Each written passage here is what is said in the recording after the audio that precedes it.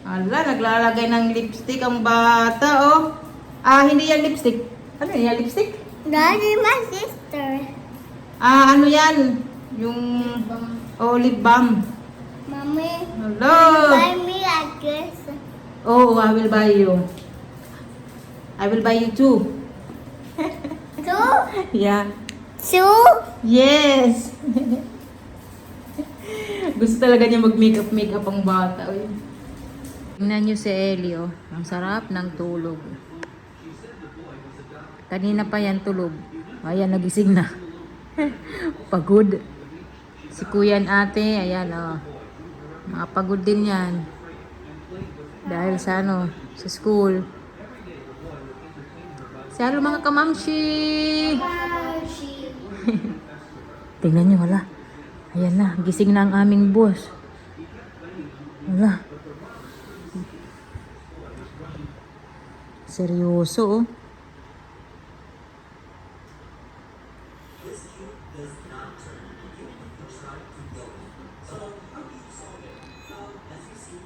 Hindi ko muna kakausapin.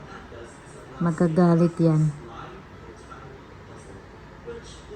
Pakalmahin muna natin si Ellie.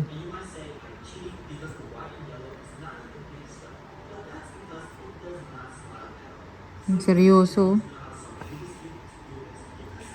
Kuya, ate. Thanks God, it's Friday.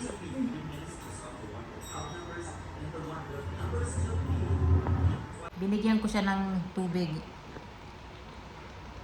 Drink na. Huh? Agay, kikit mo ng bata. Si cheers mga kamamshi.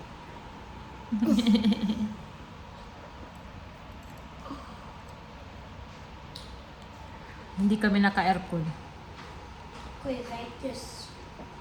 Kasi minsan hindi maganda pakiramdam ko pag naka-aircon. Mas gusto ko lang electric fan, mga kamamshi. Finish? More? What is it again? Hello mga kamamshi, give them a heart. Dili. There's no Heart. please. Hello mga kamamshi, nagbabalik si Mami Irie. Nandito ako ngayon sa likod para i-update ko kayo kung ano na ang nangyari sa aming pinapatrabaho na pader. So ayan, nakapag finishing na dito at saka lang pinturahan na banda doon. Pero gusto ko ipagpatuloy yung poste kasi pangit tingnan mga kamamsi. At saka para mas matibay pa yung pader, di ba? Kung ipagpatuloy yung poste kasi ayun may mga poste. Nakikita nyo? Ayan. Dito may mga poste. Tapos may nabasa ako na nag-comment na pinapatanggalan ng mga ito, sanga, itong mangga. Hindi ko na pinapatanggalan ng sanga mga kamamsi kasi hindi naman yan makakatulong sa magnanakaw. Kasi kung tanggalan siya ng mga sanga-sanga, papangit yung mangga. Kaya ang gagawin na lang namin, di ba, maglalagay kami pag matapos ito na pader, maglalagay kami ng ilaw. At saka itong nyug naman, may nabasa ako na nag-comment na pinapaputol. Hindi ko ito puputulin mga kamamsi kasi maganda ito na nyug. At saka hindi ito yung nyug na yung tumataas. Tingnan nyo, may na. May bulaklak, may bunga na. Pati doon sa likod. Ganyan pa lang siya, may bunga na. Kaya hindi ko siya ipapatanggal. Pero kung yung yung nyug na mataas, ipapatanggal ko talaga. Hindi naman si Papa magtatanim ng nyug na ganyan. Nyug na mataas kasi alam niya na dito garden, delikado, pag may bagyo matutumba. So ito hindi naman ito tataas masyado. Saka hindi ako pwede dito magtanggal-tanggal lang ng mga halaman kasi ilang years din yan sila. Ilang years, matagal mga kamamshi bago sila tumubo. Swerte nga namin na si Papa ay nagtanim. Kagaya nitong mangga. ano, malaki na, di ba? Pumasok na ako dito sa loob dahil malamok sa labas. Ang dami ko ng kagat, mga kamamshi. May ano pa, may langaw na nakapasok. Pagkatapos nito, magluto na ako ng aning ulam. Sa totoo lang, gusto ko na talagang matapos yung trabaho sa likod, yung pader namin, dahil ako napapagod na talaga. Doble yung trabaho ko, lalo na pag umaga. Magluto ako ng ulam, magluto ako ng breakfast nila Jamie, magluto ako ng ulam na babaunin sa school, magluto ako ng kakainin ng mga trabahador, magluluto ako ng kakainin ni Mister, magluluto ako ng pagkain ko dahil ang kinakain ko is iba nga mga kamamshi. Doble-doble, triple pa nga yung trabaho ko. Kaya ako napapagod na. Kahapon nag-away kami ni Mister, tapos kanina nag-away na naman kami, nagtalo. Dahil kinukulit ko siya kung kailan na ba matatapos kasi ako napapagod na talaga. Iba kasi si Mister pag siya ang nagpapatrabaho, hindi ko alam, hindi ko siya maintindihan. Hinahayaan ko na lang kasi mag-aaway lang kami. Magpatrabaho siya. Open lang, yung walang, halimbawa ganito, dapat 3 linggo lang, dapat tapos na. Si Mister wala siyang ganyan. Open lang siya. Kaya magastos mga kamamsi. Ako ang nangihinayang sa pera. Magastos siya magpatrabaho.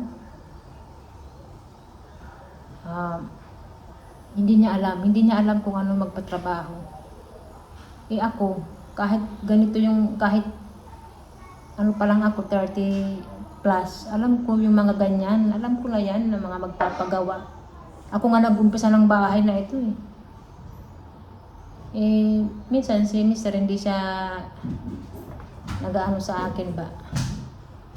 Ano ba yun? Yung nagka-trust ba sa akin. Kaya ako hinahayaan ko na lang siya. Para hindi lang kami magtalo, mag-away. Ako naman bilang asawa, nangihinayang lang ako sa gastos. Yung sa pera ba, imbis na maiipon namin, di ba? Wala Minsan sinasabihan ko si Mister na parang pa lang naglalaro. Yung pagpapatrabaho mo, parang lang, laro-laro. Kung ano lang maisipan niya, ayan, patatrabahuin. Ayan, trabahuin, hindi dapat ganyan. Dapat maganda. Kaya nga yung pader na yan, yung poste. Di ba yung poste na parang nahuli? Kasi yung bayaw ko na din siya, na nagigitna siya. Kasi sabi ko, ituloy yung poste. Ang sabi naman ng aking bayaw sa akin, si Mister daw ayaw. Okay na lang daw. Pero ako sabi ko hindi kasi nga pangit tingnan, kailangan ituloy yung poste ng dating pader para maganda tingnan. Kaya yung bayaw ko na nahihilo na lang, hindi rin siya makapag-desisyon. Pero sinabihan ko yung bayaw ko, hindi, ikaw mag-desisyon kasi ikaw ang nagtatrabaho, ikaw ang mason, ikaw ang may alam. Kaya dapat minsan wag ka na lang magtanong. Ikaw ang bahala dyan. Ang namin, ang gagawin na lang, magbili ng materialis. Ang gusto namin, trabaho na maganda, na matibay. Kaya na-stress ako mga kamamsi. Ewan ko bukas kung ano na naman ang desisyon. Kasi ako gusto ko talaga ituloy ang poste para maganda tingnan, di ba? At saka para matibay. Gumastos na lang kami, dapat matibay na lang, di ba? Si Mr. wala yan siya, mga kamamsi. Hindi alam ni Daddy Marco na magpa-trabaho talaga. Ako ang nangihinayang. Dapat nga, dyan sa front, may na kami dyan, may gate.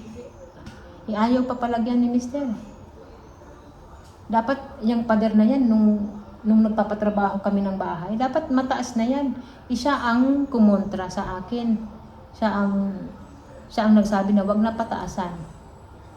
Pero ako nung una pa lang, gusto ko pataasan na yan para dire-diretso ang trabaho, hindi na pabalik-balik. Ngayon, pabalik-balik kami ng mga trabaho kasi nga siya ang siya na ang nagdesisyon lahat. Kaya dyan kami nag-ano ni Mr. Alam niyo, pag nagpapatrabaho kami dito, may pinapagawa, nagtatalo talaga kami. Hindi kami minsan magkasundo sa desisyon. Kasi ako, ang iniisip ko naman is yung pera ba, yung gastos. Okay lang naman gumastos, pero dapat yung worth it ba na hindi tayo mapapagastos ng doble. Ako, doble-doble yung gastos ngayon eh. Doble-doble talaga. Pero bahala na. Pera naman niya yan. Kung ayaw niya maniwala sa akin, bahala na lang. Yan ang ni Daddy, yan ang ni Mister. Ang problema ni Daddy Marco. Hindi na naniniwala. Wala naman yan experience si Mister sa pagpapagawa ng bahay sa Switzerland. Wala yan. Lang naman yan sila, bayad-bayad. Dito iba eh. Iba ang buhay dito sa Pinas. Kung naniwala lang siya last year, yung pader namin mataas na yan. Diba? Hindi eh. Akala niya dito okay, walang mga magnanakaw, ganyan. Ay, nandito tayo sa subdivision, wala ganyan. Ano ba si Daddy Marco? Ano ba siya yung hindi siya takot? Hindi naman ito Switzerland eh. Kaya ngayon ito, doble-doble yung namin gastos mga kamamsi. Kaya yan din ang rason bakit gusto ko nang matapos yung trabaho kasi nagtatalo lang kami nito eh. Hindi siya naniniwala sa akin. Akala niya wala akong alam. Ako lang ako, o-obserba. Ako ang dito na bahay, ako nagsimula.